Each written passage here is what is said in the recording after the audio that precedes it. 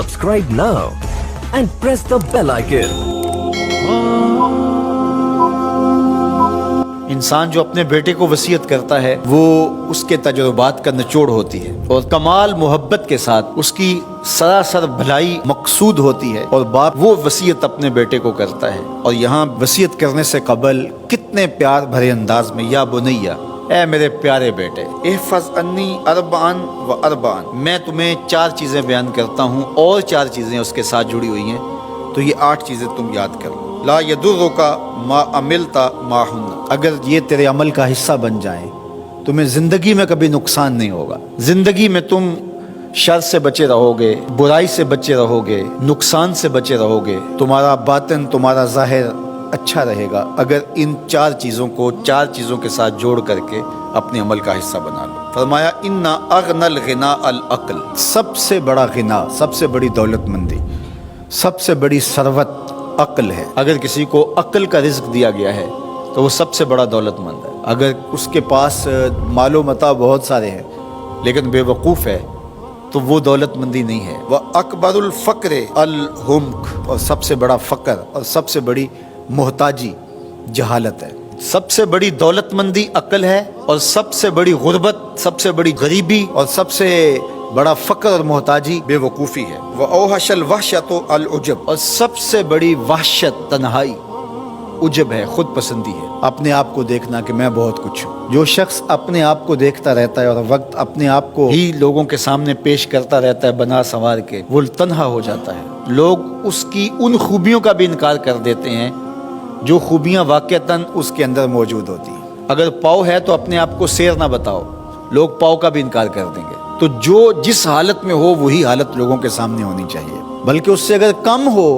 شیخ Saadi نے ایک بڑی خوبصورت بات لکھی کہ تم برے ہو لوگ تجھے نیک سمجھیں یہ بری بات ہے، لیکن تم نیک ہو اور لوگ تجھے برا سمجھیں تو کوئی فرق نہیں پڑتا، تم اللہ کی نظر میں نیک ہو۔ اس لیے تم اگر سیر ہو اور لوگ تمہیں پاؤ سمجھے تو کوئی فرق نہیں پڑتا، لیکن اگر تم اپنے آپ کو پیش کر رہے ہو تو لوگ تمہاری اس حیثیت کا بھی انکار کر دیں گے جو تمہیں حاصل ہے۔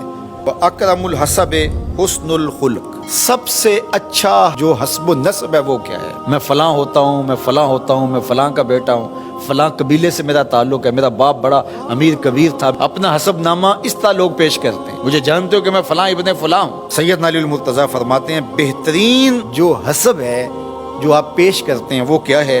حسن الخلق، تمہارے اخلاق کیسے ہیں، تمہارا خلق گواہی دے گا کہ تم اچھے خاندان کے چشم و چراغ۔ مشکاست کے خود ببوئت نہ کہ عطار بگوئت۔ فارسی کا ایک مقولہ ہے کہ خوشبو وہ ہوتی ہے جو خود بتائے کہ میں خوشبو ہوں۔ خوشبو بیچنے والا بتاتا پھر ذرا سونگ کے دیکھیے یہ بڑی اچھی خوشبو ہے، ذرا سونگیے، کہا یہ بتانے کی ضرورت نہیں۔ حضرت علی المرتضیٰ فرماتے ہیں تمہارے خلق کی خوشبو سے لوگ سمجھ جائیں گے یہ کون ہے، تمہارے اخلاق اتنے اچھے ہوں کہ لوگ پہچان جائے تم کون ہے۔ تو بہترین حسب و نسب کیا ہے؟ اپنے بیٹے حضرت امام حسن رضی اللہ تعالیٰ عنہ کو بتا رہے ہیں، مجھے بتائیے امام حسن سے بہتر نسب اور حسب کس کا ہو سکتا ہے؟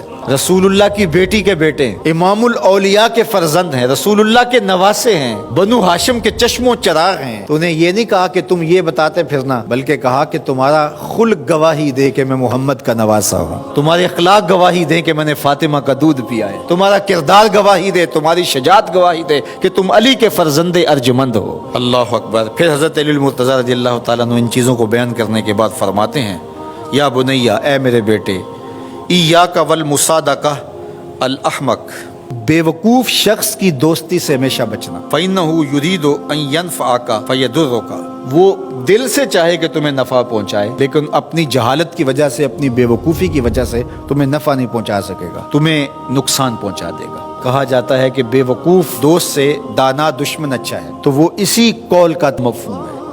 آپ نے اپنے بیٹے حسن کو یہ نصیحت کی، یہ نصیحت پلے باندھنے، اور کبھی بھی جاہل اور بے وقوف سے دوستی نہ رکھیں، اس سے رویہ اچھا رکھیں، سلوک اچھا کریں، اس کے لیے خیر کا ذریعہ بنیں آپ۔ یہ مطلب نہیں کہ بے وقوف کو آپ سلام بھی نہ کریں، لیکن دوستی اعتماد آپ اس پہ نہیں کر سکتے۔ وَإِيَّاكَ وَمُصَادِقَةَ الْبَخِيلِ، اور بخیل سے کبھی بھی دوستی نہ لگانا۔ فَإِنَّهُ يَبْعُدُ عَنْكَ أَحْوَجَ مَا تَكُونُ إِلَيْهِ، اس لیے کہ جب تجھے انتہائی ضرورت کا وقت آئے گا تو وہ تجھ سے دور ہٹ جائے گا، اور تو اس پہ توقع لگائے ہوئے ہوگا کہ میرا دوست ہے اور اوکھے ویلے میرے کام آئے گا، لیکن اوکھے ویلے وہ کام نہیں آئے گا۔ تو بخیل سے دوستی کا رب نہیں رکھنا۔